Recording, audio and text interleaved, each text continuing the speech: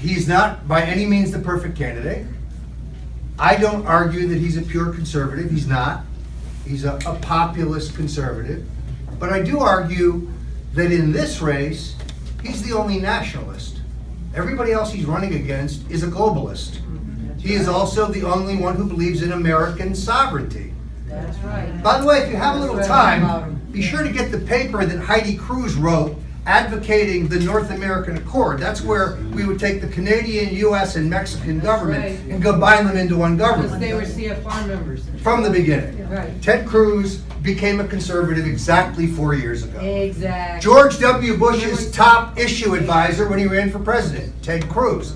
George W. Bush's chief issue advisor the first year of his presidency, Ted Cruz, who supports TPP.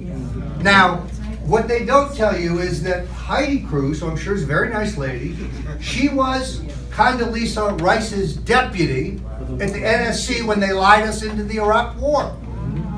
She then went over to the U.S. Trade Representative's office and was the deputy for Robert Zoellick. Robert Zoellick is a neocon warlord. This guy is an international criminal.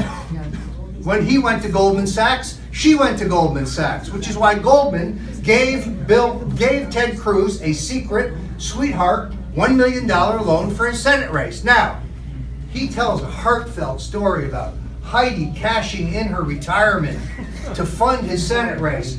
It's a lie. He is a liar. This is why Trump calls him Lyin Ted Cruz.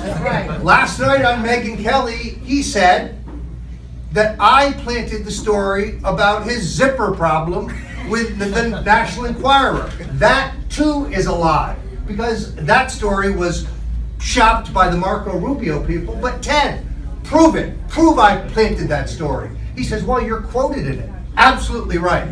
If I were going to plant a story as a dirty trick, would I be quoted in it? Would I leave a thumbprint? Ted is a fraud.